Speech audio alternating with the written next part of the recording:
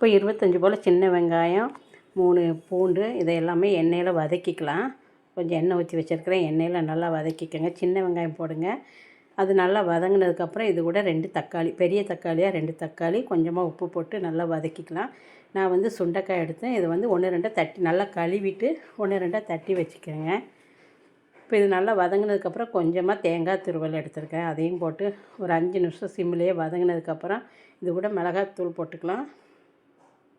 மிளகாத்தூள் 2 ஸ்பூனு, மல்லித்தூள் 3 ஸ்பூனு, மஞ்சத்தூள் 1/2 ஸ்பூனு, 1 ஸ்பூன் காஷ்மீரி மிளகாய்த்தூள் எல்லாம் எண்ணெயில் போட்டு நல்லா ஒரு 2 நிமிஷம் வதங்கினதுக்கப்புறம் ஆறுனதுக்கப்புறம் அரைச்சிக்கலாம். இப்போ வந்து 1 2 சுண்டைக்காய் தட்டி வச்சுருக்கேன் பாருங்கள். இது கூட கொஞ்சமாக எண்ணெய் ஊற்றி ஒரு கடாயில் எண்ணெய் ஊற்றி எண்ணெயில் நல்லா ஃபஸ்ட்டு வதக்கி எடுத்துடலாம். சிம்மில் வச்சு அப்படியே நல்லா வதக்கிக்கலாம். இந்த அளவுக்கு நல்லா வதக்கிக்கங்க. இதுக்கு கொஞ்சமாக உப்பு போட்டு ஒரு 5 நிமிஷம் அப்படியே நல்லா வதக்கி எடுத்துருங்க. சிம்மில் வச்சே நல்லா வதக்கிக்கங்க. நல்லா பாருங்கள், நல்லா வதங்கிடுச்சு. சுண்டைக்காய் வந்து இதுலேயே நல்லா வெந்துடும். இப்போ இது இருக்கட்டும். இது கூட இப்போ நம்ம குழம்புக்கு தாளிச்சிக்கலாம். கடுகு, ஜீரகம், கொஞ்சம் சோம்பு, கொஞ்சம் மிளகு இதெல்லாம் போட்டு எண்ணெயில் நல்லா வதக்கிக்கலாம். இந்த ஸ்டேஜில் நீங்கள் கொஞ்சம் வெந்தயம் போட்டுக்கோங்க. நான் வெந்தயம் போட ஃபஸ்ட்டு மறந்துட்டேன். இப்போ இது கூட ஒரு 10 போல் சின்ன வெங்காயம், ஒரு முழுக்கட்டு பூண்டு, ஒரு 10 15 பூண்டு இருக்கும். அதையும் போட்டு நல்லா எண்ணெயில் வதக்கிக்கங்க. இப்போ பெருங்காயத்தை வந்து நான் இந்த ஸ்டேஜில் தான் போட்டிருக்கிறேன். லைட்டாக எண்ணெயில் அப்படியே போட்டு நல்லா வறுத்துக்கங்க.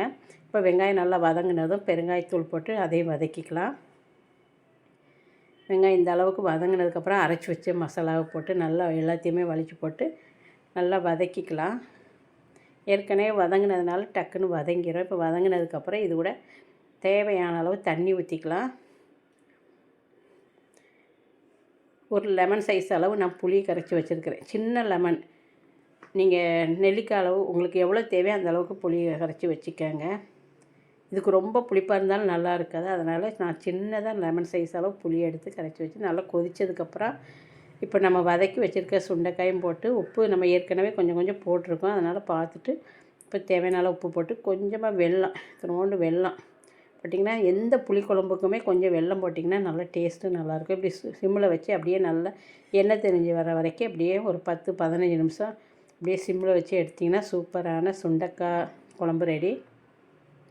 இந்த சுண்டைக்காய் வந்து உடம்புக்கு ரொம்ப நல்லது. அடிக்கடி சுண்டைக்காய் கிடச்சிதுன்னா சேர்த்துக்கங்க. சூப்பரான சுண்டைக்காய் குழம்பு ரெடி ஆயிடுச்சு.